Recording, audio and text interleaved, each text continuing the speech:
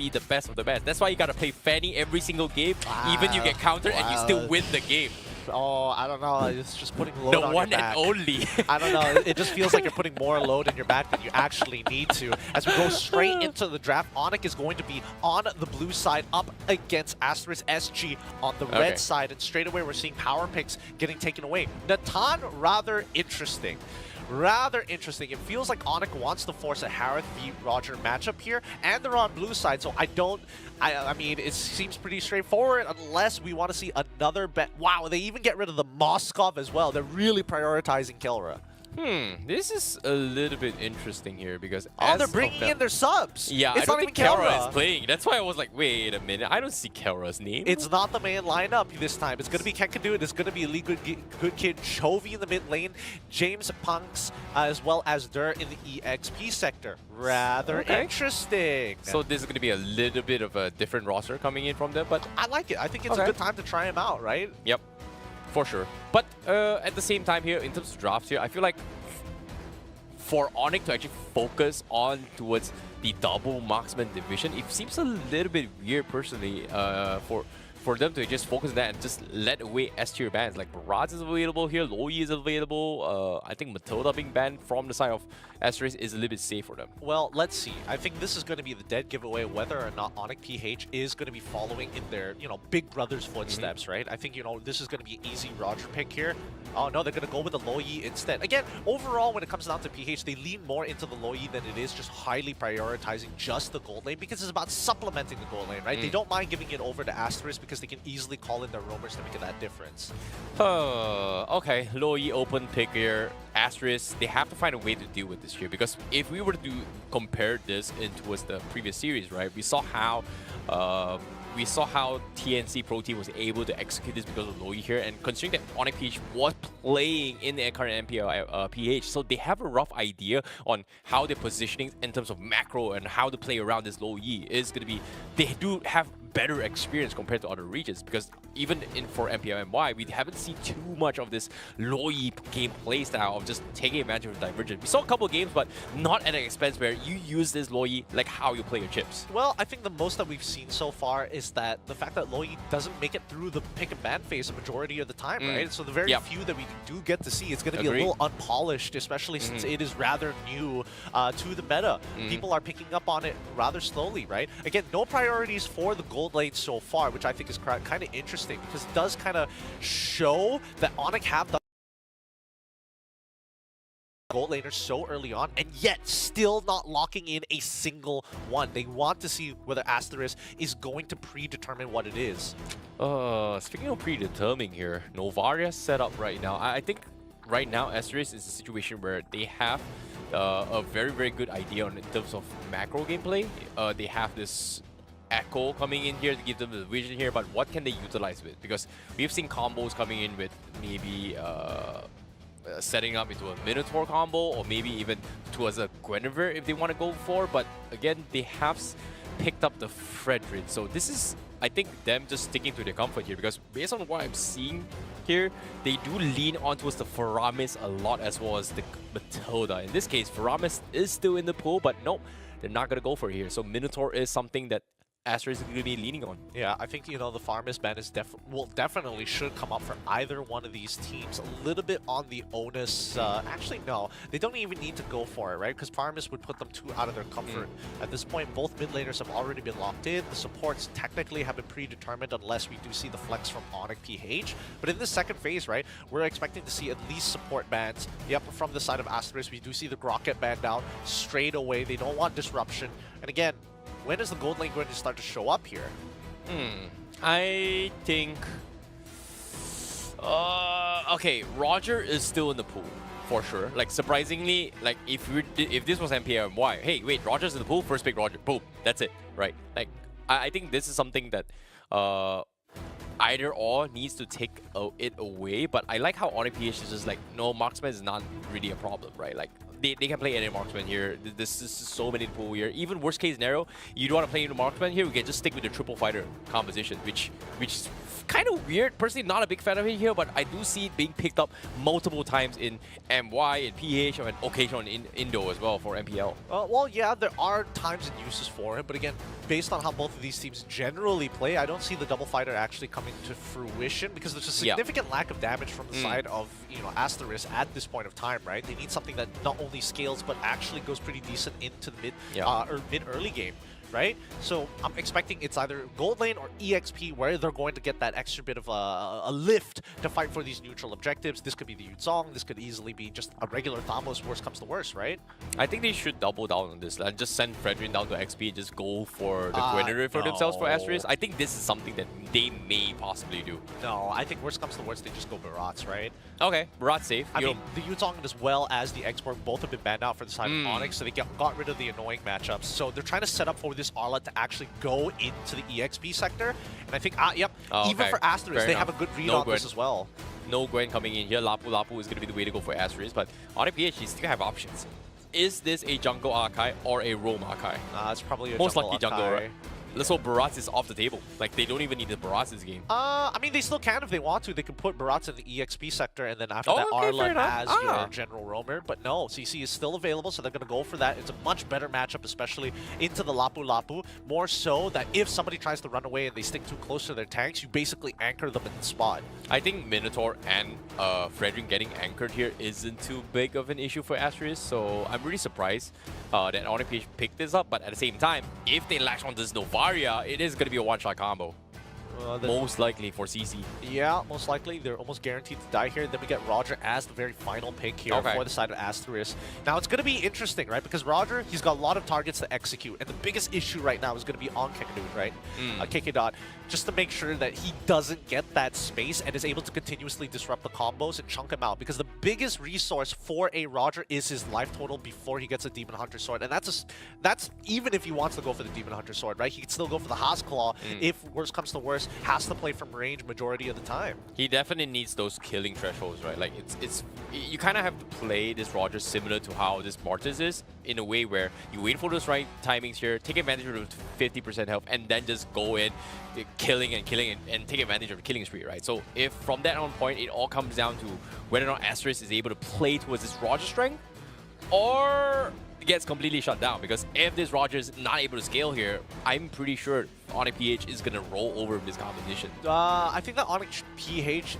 I mean, we're assuming that they're going to be, never making a mistake, right? Well, we're assuming that Onic Philippines, with this lineup, should be able to execute at a high level. But if they whiffed any one of their abilities, right, I think there's definitely an opportunity that ASTERIS can look to punch back. And I think that's what I'm more worried about than anything else. How does the punch back actually look like? And more importantly, so with this composition opting to go, hey, we have the Arlot on our side, where are we going to invest the resources? And it looks like it's going to be towards the gold side of the map. Well, speaking of which here, seems like to start things off here, Onic PH will be on the slow slide in terms of wave clearly. I'm going to have the archive for now, but ASTERIS here doing not too bad of a job here, but it seems like, based on what I'm seeing here, both sides, they are going to play this a little bit slow here. ASTERIS is going to be playing in a situation where they're going to be prioritizing on the gold lane a little bit more here, and Onic PH, they are going to try and invade a little bit greedy on bottom side here. James, not having the space that he's given here, he is going to try and contest the neutral objective with the Fredrin right now. He's dropping JH pretty low. They're finally calling the back up here. He's very close to the 4, but I think he was able to steal the creep away. He's almost close to his level 4, whereas JH is a minion behind right now. Yep, this is just lane priority, right? When CC is able to shove that lane harder and keep Lapu underneath his turret while still having that wave, that's the most ideal situation for Onic to start walking up and taking away camps close to this river. Oh, he's dead. Oh no, he needs to get out. Oh my goodness. What a save, but at the same time here, KK he is going to be in an awkward position here. I'm surprised Onic PH did not commit to this fight. They have the 4, but at the same time, very, very close call for ASTERIS to actually disengage of that fight.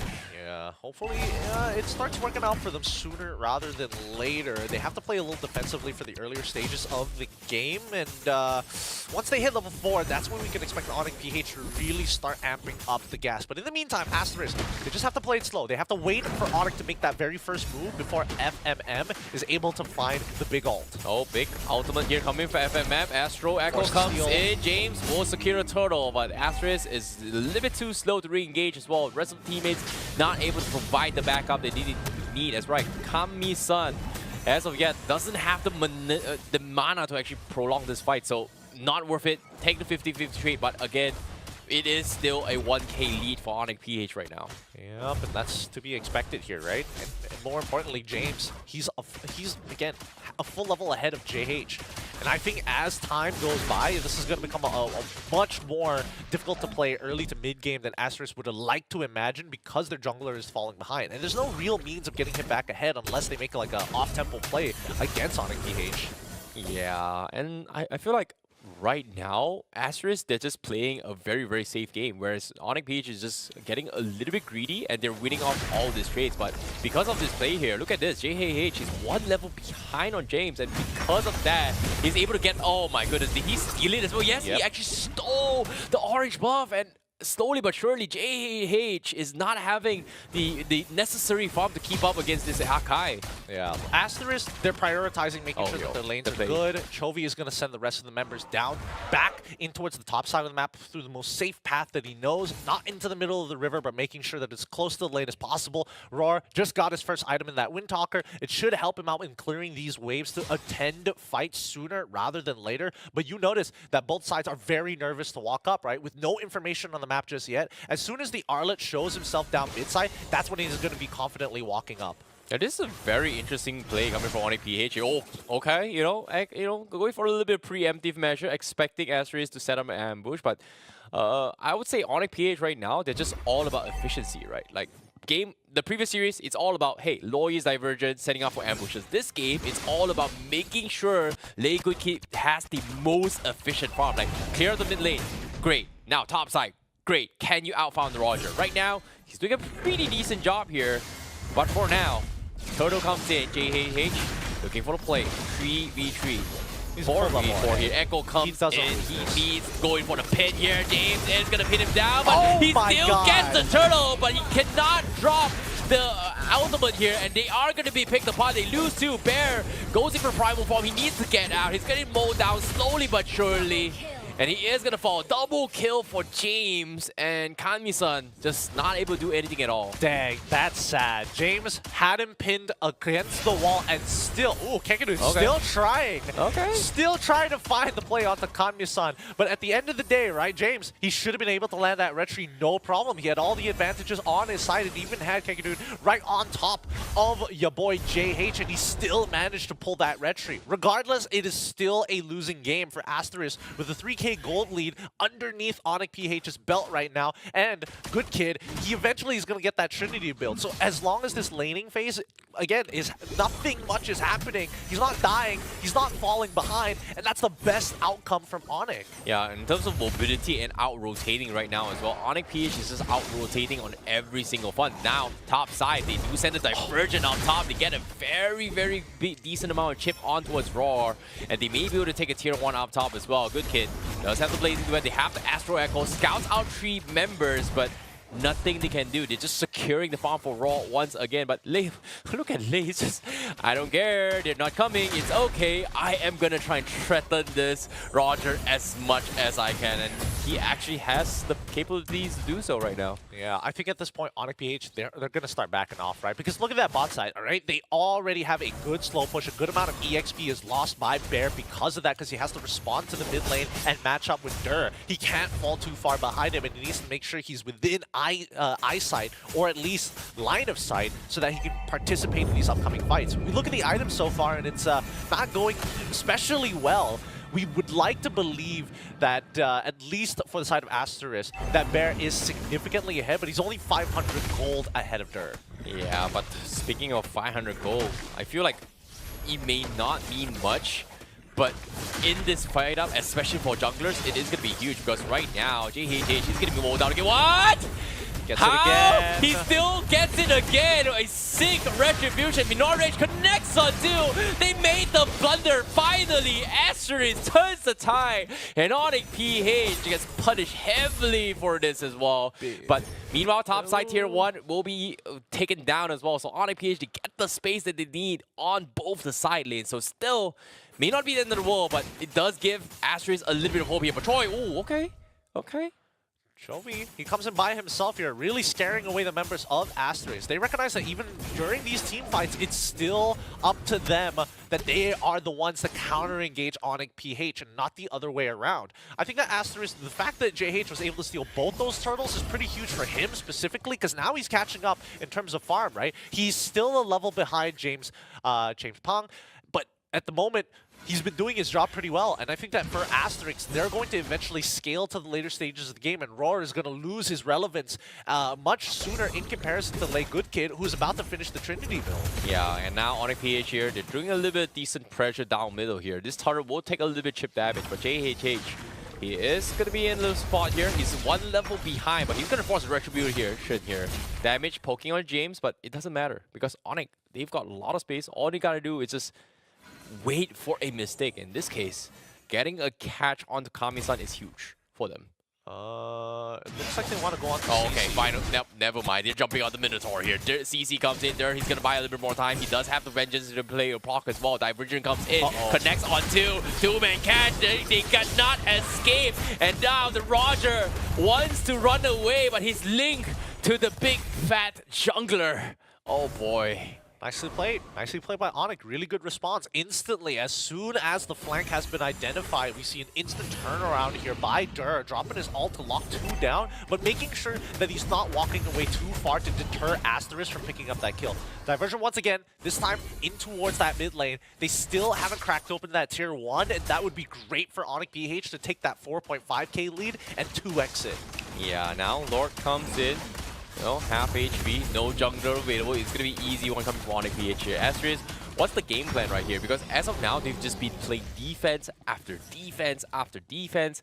And there hasn't been an oppressive play so far, and this Roger is just not having it for ASTERIS right now. Well, I think as of right now, they're waiting for the heavy spin as well as the final slash to come out. Those are the two main ultimates they're keeping an eye out for, because once those are gone, it allows ASTERIS to actually, you know, disrespectfully reclaim space and start winning out fights because of that. So that's what we're waiting to see. ASTERIS is trying to bait Onic PH into a winning scenario where they use their heavy spin as well as their final slash aggressively, so that ASTERIS is able to turn things around. Because their main win condition for Onic PH is to catch them clumped up together. So if they don't have their two main resources to kind of corral them, then ASTERIS has a much better counter-engage with the Minoan Fury. Oh, at the same time here, it is going to be a little bit difficult considering that James Pong is there to disrupt the fight. Great link coming in from Dur, but at the same time, it will force ASTERIS to give up space. So top side is going to be the next POI, as Dur is going to move him down. So very, very easy opening as well. Lord still crawling their way, very perfectly synced for Onic PH here. But at the same time, Divergent comes in. Where are they going to be dropping here? They dropped our bottom directly on top of the Roger. Nothing he can do. Instant drop, instant melt. Too late to retaliate. Now the Lord also going to be moving down on towards the tier 3s, but still great defense from ASTERIS for now. They lose only one, but can they hold on? Onic PH now. Gonna be focusing on the bottom side here. Heavy spin comes in, Bear flickers out. He's gonna be A-OK. Tier 3 will fall. They take it out. But now ASTERIS, they do not want to give this away for free. They want to fight it back. Kikidon finishing all the helps here. Lay Good with the blazing to win. Almost catches can be Sun. But they were able to get out. Wow. I think Onic PH has got this in the bag, right?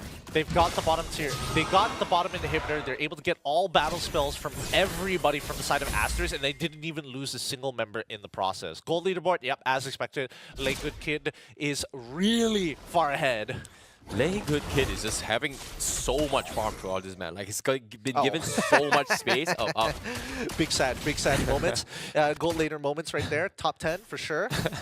He thought he was a jungler. I'm just waiting for the Watch Mojo video. Top 10 relatable gold lane moments. You miss out last hitting your buff. You're forced to walk back to it. The walk of shame. The walk of shame. Top 10 by Mojo. Looking at the items, right? I mean, it tells us exactly what they want to do. Trinity build plus a situational item in that Winds of Nature already completed from the side of Lay Good Kid. It's very difficult for him to go down at this stage of the game, especially... Wait, he opted to go for Sprint as well, so he could easily run down that backline, but keep in mind, Rar, right now he's got 3 items. He's got the Malefic Roar and especially the Endless Battle, both of which really helps the build find that lethal killing blow at the end. But this is under the assumption that Onic Philippines is below 50%. Yeah. And unless... That's also under the assumption he doesn't get completely nosedive with the Divergent, right? Like, I mean, instantly that's... comes in, wait, what can I do? 4 men in my face? Yeah, what am I gonna do, man? Because that's what actually happened to him. And ASTERIS right now, they're a little bit afraid of revealing the Roger's position. And even then, Roger, look at him. Look at how far back he's positioned in the back lines for ASTERIS. Just because of the fact that they don't know where this Divergent is going to come in as well. Astro Echo connects, only sees 2. Dur is going to link up with 2 guys as well. FMM taking a bit too much damage. He needs to get out as well. Bear looks for the counterplay, but well, gets outplayed as well. JHH looks for the retribute. Oh, he misses the timing.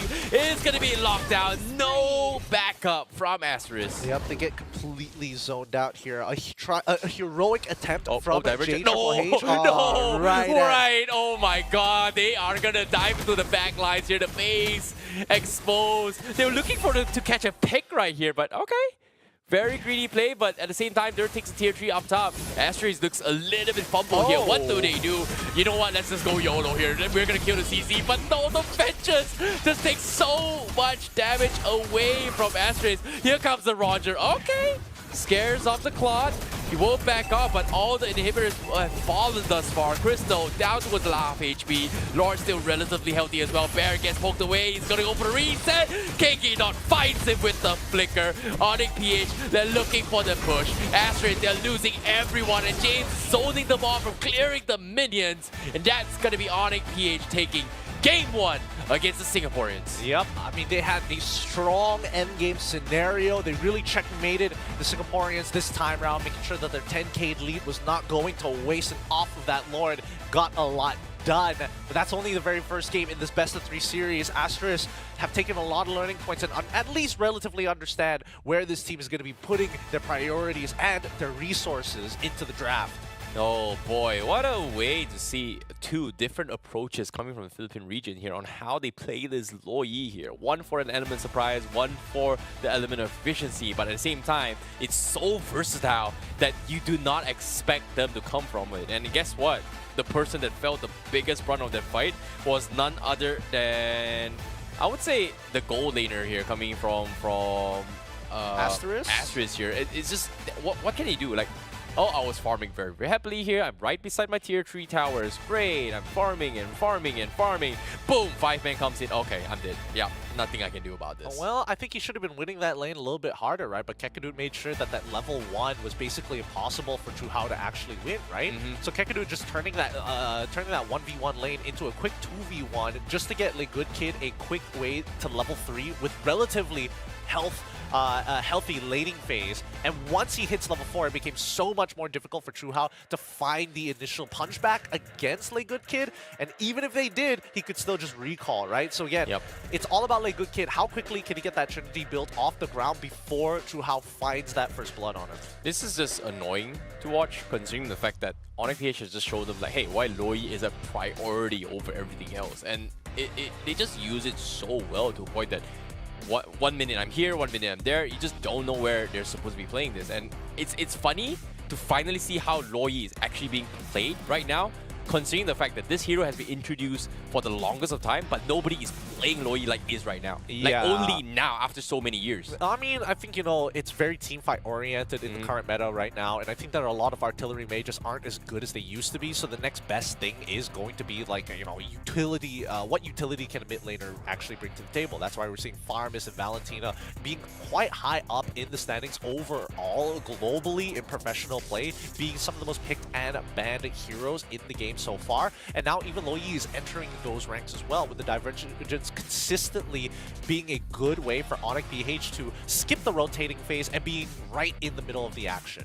Yeah, and speaking of the action here, what can they do in this next game here? Because it seems like ASTERIS had a very, very even start trade-off from coming against Onic PH here, but it all started with James slowly taking away JH's farms bit by bit. It felt like a slow bleed, right? Like it felt like it was just a small little pinky cut on your finger, which eventually grew to a complete fountain for ASTERIS to just bleed out completely. Well, I think the name of the game was tempo, right? And when Onic PH was able to kind of predetermine what the early game tempo was, a lot of the control came out at the expense of ASTERIS being late on the rotate, right? We didn't see enough help coming in from True House side to turn that, 2v1 into a potential 1v1. There wasn't enough pressure being put on the opposite side of the map to make that even a consideration, because Der was having the time of his life against Bear. And again, we saw time and time again that Onic PH just used that lane priority as a means for James to slowly claw his way ahead of JHH. And I think that even for JH, right, the fact that he got 2 turtles was lucky enough, but when it mattered the most against the Lord, that's when Onic PH shut the lid on this game. Yeah, and speaking of the fights as well, like I'm very surprised how Der was able to do everything he wanted in CC, right? I was expecting this CC's matchup against Lapu Lapu is not going to be the greatest. It's just going to be one of the most boring fights here, but at the same time, considering that how Onic PH is able to sustain 4v5 a majority fight, and because of that, it gave so much opportunity for there to just keep pressuring the side lanes to a point that ASTERIS has no choice but to lose this fight. And I don't know, it feels like it was just so much opportunity for him. But of course, when we talk about the MVP for game number 1 here, it's gotta be the jungler here. It's gonna be James Punk on his Archive. Yep, I mean, he did a really good job slowing the enemy Frederick down, making sure that JHH was a full level ahead. And yes, even though he did give away 2 turtles, at the end of the day, what mattered the most is that he got the end game condition down, set it up perfectly, locked him against the wall to ensure that they had a free way to the crystal. So well done once again for Onic PH, because they are looking mighty fine despite using their B team. Yes, despite losing the turtle fight, I feel like he is still a level ahead, and because of that, everyone from the side of ASTERIS has been playing from behind. And I want to see what's next here, because right now, this is going to be the highlights here. It started things off with like, hey, you know what? Onic PH, they won the first turtle fight. We're happy. We've got the additional shields. We've got the additional true damage, and just runs over on ASTERIS all the way through. And they were able to just lead from here. Yeah, I think a lot of this just comes down to like ASTERIS making a couple of mistakes. Like this one, that what could you really do, right? Because CC is just too far ahead in that lane. It just goes to show that the draft really matters at this point of time, right? When you haven't done enough preparation, it looks like this. And I think that Onic PH, their B team, has done some form of preparation against ASTERIS. In the way that they are banning out the gold laners, the way that they're looking to punish ASTERIS, right? They're making sure that their laners are weak so the jungler can't get ahead, so they know who to fear and they know who exactly they're looking to punish. You know, it's interesting to see how they play this CC, right? Like usually the ult coming from CC doesn't really mean much if you link in on 2 tanky heroes, right? Even if they group up, great. I can take some damage, I can walk back together, it's fine. But if you link it with a very, very slow character, as well as a mobile character like Roger, that pretty much puts Roger as a same position as a tank, which is no mobility, and what can you do? And it is not exactly squishy. So it's a very interesting way on how TNC Pro Team did it. But again, given the position and the conditions that ASTERIS were in, Onic PH was just very, very focused on what they want to prioritize on. I mean, they knew exactly what they wanted to this time round, right?